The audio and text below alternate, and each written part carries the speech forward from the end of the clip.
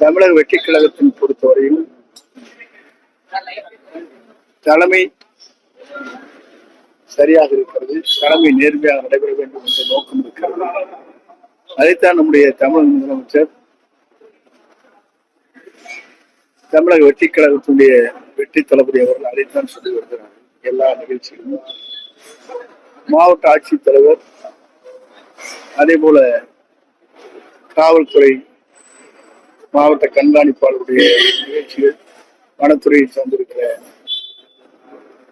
அந்த மாநாட்டில் கூட அதைத்தான் தெளிவாக எடுத்து சொல்லியிருக்கிறார்கள்.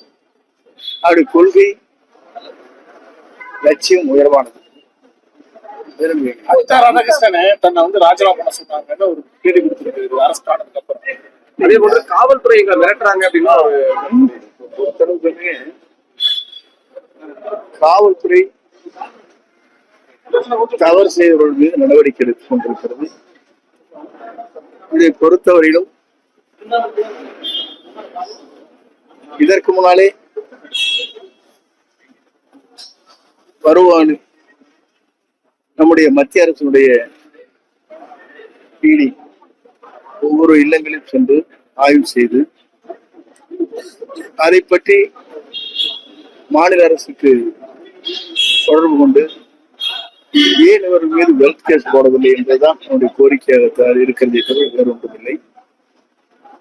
எங்களுக்கு தனிப்பட்ட முறையில் நம்முடைய முதலமைச்சரை பொறுத்தவரையும் சிறந்த ஆட்சி நடத்த வேண்டும் என்ற நோக்கம் தவிர வேறு ஒன்றுமில்லை. அதைத்தான் அவர் செய்து வருகிறார். அதே நேரத்தில் அனிதா ராதாகிருஷ்ணன் பொறுத்தவரை ராஜினாமா செய்யுங்கள் என்று யாரும் வற்புறுத்தவில்லை. ஏதோ செய்தியை சொல்ல வேண்டும் என்று சொல்லியிருக்கிறாரே தவிர யார் வற்புறுத்தான் என்ற நிலையை தெளிவாக எடுத்து சொன்னால் அவருக்கு சொல்லுங்க. ஆனா இப்போ எடப்பாடியார் என்ன சொல்லியிருக்காருன்னா, நடந்து முடிஞ்ச சட்டமன்ற தேர்தலில் தாவேக்காவை கணிக்க மறந்துட்டோம் அப்படின்னு சொல்லி அவர் மொத்தத்திலேயே அனைத்தும் கணிக்க மறந்து விட்டார். அதுதான் நிலை. நேற்று நான் சொல்கிற போது ஒன்று தெளிவாக சொன்னேன். புரட்சித் தலைவர் எம்ஜிஆர் நடத்தியது இயக்கம் கட்சி, அம்மா நடத்தியது இயக்கம். இப்போது எடப்பாடியார் நடத்தி கொண்டிருப்பது கார்பரேட் கம்பெனி நடத்தி கொண்டிருக்கிறார். இவருடைய கருத்து கேட்கிறாரு, அவர் மகன் மற்றவருடைய கருத்து கேட்டு செயல்படுவதன் காரணமாகத்தான் இன்றைக்கு ஒன்பின் ஒன்றாக எல்லோருமே ராஜினாமா செய்துவிட்டு வெளியே வருகிறார். இதுதான் நிலை. தூய சக்தி என்று தன்னை சொல்லிக் கொண்ட தாவேகா ஊழல் சக்திகளையும் கலப்பட சக்தியா மாறிட்டு இருக்கு அப்படின்னு கலப்பட சக்திங்கிறது ஒருவர் மீது தண்டனைக்கு உட்பட்டா அவளை சேர்த்துவது தவறு. வழக்கு போடுவது வேறு, தண்டனைக்கு உட்படுவது வேறு இருந்திருக்கிறது. எல்லோரு மீது வழக்கு போடலாம். தண்டனைக்கு உட்பட்டிருக்கிறார் என்பதை ஆய்வு செய்ய வேண்டும். சமூக வலைதளத்தில் விமர்சனம் இருக்கு. கடந்த முறை எய்ம்ஸ் கோவைக்கு வருமானு கேட்கும்போது நீங்க வருவாய்த்துறையில இடம் இல்லைங்கிற விமர்சனம் இல்ல. வருவாய்த்துறை சாதகமாக பேசிட்டீங்க. சமூக வலைத்தளத்துல தனியார் மருத்துவமனைக்காக நான் பேசுவதில்லை. நான் என்றைக்குமே என்னுடைய மைத்தூருடைய மருத்துவமனை கோவை மெடிக்கல் சென்டர் எப்பவும் எங்களை ட்ரீட்மெண்ட் இல்ல. ஐயா அதுக்கு எதுக்கு என்ன எய்ட்ஸ் மருத்துவமனை எங்கே கொண்டு வர வேண்டும் முதலமைச்சர் முடிவு செய்வார். சிறந்த இடத்தை நாங்கள் தேர்வு செய்வோம். நீங்க அதை பற்றி கவலைப்பட வேண்டியதில்லை. இப்போ ஏர்போர்ட்டுக்கு எனக்கு இடம் தேடிட்டு இருக்கோம். ஒன்னும் 10 ஏக்கரை வாங்க முடியல, ஒன்னு 3 ஏக்கர் ஒரு இடத்துல வாங்கணும், இன்னொரு 7 ஏக்கரை வாங்கணும். இதற்கே நாங்கள் போராடி கொண்டிருக்கோம். உங்களுக்கு தெரியாதுன்றல. இன்று கோவையை பொறுத்தவரையும் ஏறத்தாழ தமிழ்நாட்டில் முக்கிய இடமாக 100% விலை உயர்ந்திருக்கிறது. எல்லாருக்கும் தெரியும். நீங்களே வாங்க முடியாது.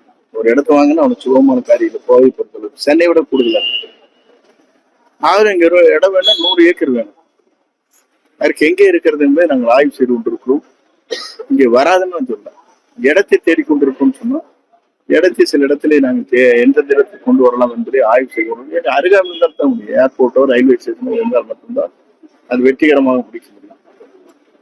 அது நேஷனல் ஹைவேஸ் இருக்க வேண்டும். இல்லை தேசிய நெடுஞ்சாலையில் இருந்தால் மட்டும்தான் போக்குவரத்து நெரிசல் இல்லாமல் அவர்களை அந்த எய்ட்ஸ் மருத்துவமனை கொண்டு வருகிற போது அது வளர்ச்சிக்கு உகந்ததாக இருக்கும்.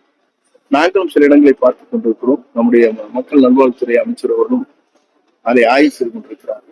முதலமைச்சருடைய கவனத்துக்கு எடுத்து நேரம் விவகாரத்துல இன்னும் செந்தில் பாலாஜி இன்னும் காவல்துறை நெருங்காம இருக்காங்க. அவருக்கு தொடர்பு இருக்குன்னு தொடர்பு செய்தி வந்துட்டு இருக்கு. காவல்துறை விசாரணையில் அவங்க ரிலேஷன் தான் எல்லாரும் ஈடுபட்டதான் சொல்றாங்க. ஒன்றின் பின் ஒன்றாக இவர்களை அழைத்து விசாரிக்கின்ற போது இதற்கு யார் மூல காரணம் என்பதை அவர் சொல்லுகிற போதுதான் வழக்கு யார் மீது தொடுக்கப்பட வேண்டும், யார் அதற்கு மூலகாரணம் என்பதை தெரிந்து கொள்ள வேண்டும் என்று வேறொன்றும் இல்லை. சிவி சண்முகம் வந்து நான் அதிமுகவில் இருக்கிறேன்னா இல்லையான்னு சொல்லிட்டு அவரை பொறுத்தவரையிலும் இன்னைக்கு வேலுமணி அர்த்தம் சொல்லியிருக்கு. அவர் தலைமை செயலாளர். ஒரு காலத்திலே அங்க இருக்கிற எதிர்கட்சியினுடைய கொறடாவாக இருந்தார். ஏர்போர்ட்